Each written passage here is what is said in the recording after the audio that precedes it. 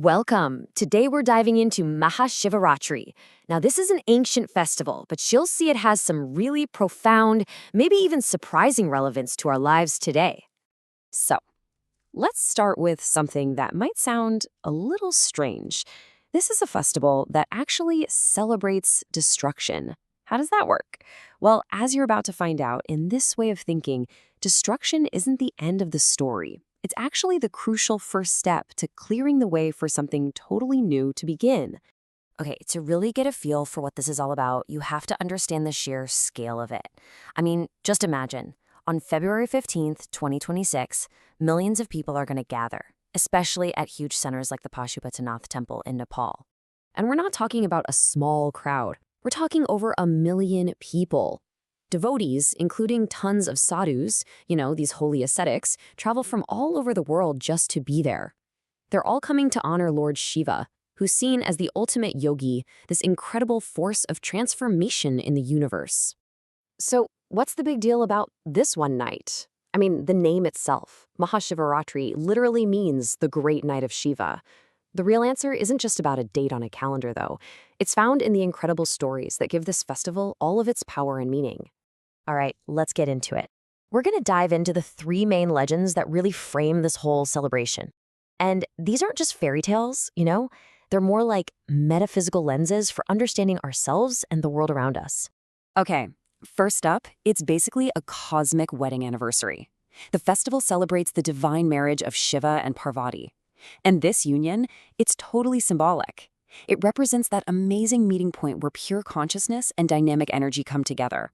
Think of it as the spiritual and the material worlds uniting as one. Next, the second story is about this unbelievable act of compassion. So, the legend goes that during a huge cosmic event, this deadly poison called hala hala just emerged, and it threatened to destroy everything. So, to save all of creation, Shiva drank the poison himself. He held it in his throat, which turned blue, and that's how he got the name Nilkanta, the blue-throated one. Pretty heroic, right? And number 3, this is the night of the cosmic dance. Shiva is said to perform the Tandava, and this isn't just any dance. It represents the entire cycle of the universe, creation, preservation, and dissolution. It's this powerful reminder that, again, every act of destruction is just making space for a brand new beginning. So, okay, you've got these incredible stories in your head, but how do people actually connect with that energy? Well, that's where the rituals come in. Let's take a look at how they bring all this deep meaning to life. A huge part of this is fasting, or what's known as brata. But it's not a one-size-fits-all kind of deal. You can see there are different levels of discipline, right? From going totally without food or drink all the way to just having a single meal. But no matter how you do it, the goal is the same. Cleanse your body and get your mind super sharp and focused for prayer. People also perform something called abhishekam. This is a ceremonial bathing of the Shivalinga, which is a sacred symbol of Shiva. And every single thing they use has a deep meaning. Water is for purification. Milk represents purity. Honey is for the sweetness of devotion.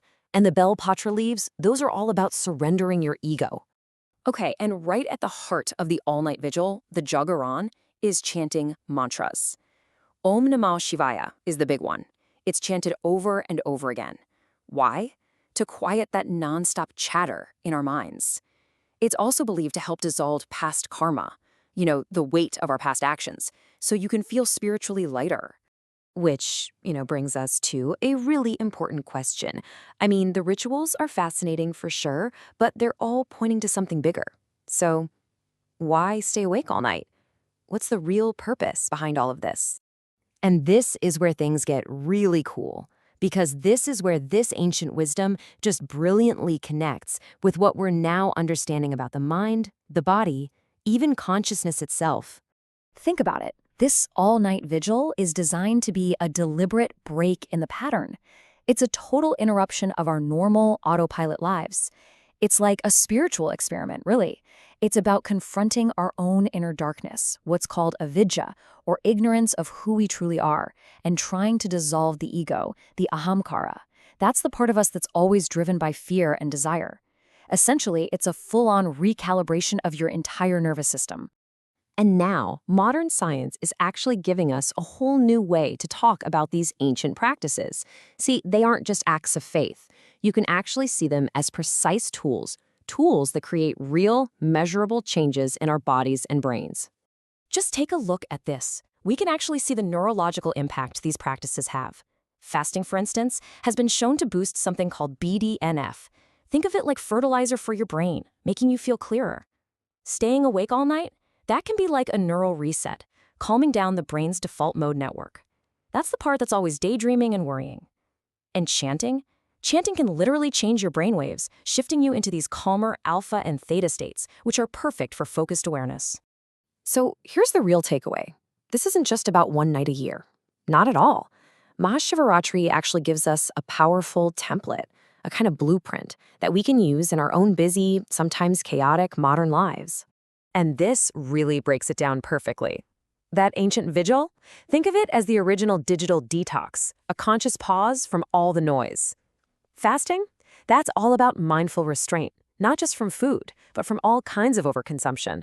And chanting is basically a powerful neuroacoustic tool, something to help you get into a state of mindful focus. So, what can we do with all this? Well, we can actually boil it down into some really practical steps for our daily lives, like finding just 10 or 15 minutes of silence each day, or practicing a mindful fast from all the digital noise and mental clutter, and making a conscious choice to replace ego with empathy to transform anger into something constructive. And in the end, Maha Shivratri leaves us with this really powerful, thought-provoking question. It kind of suggests that the highest form of worship isn't a ritual at all. It's about how we see and treat each other and the world around us. If that divine spark, that consciousness, is in every single being, well, how should that change the way we live? That right there is a question worth staying awake for.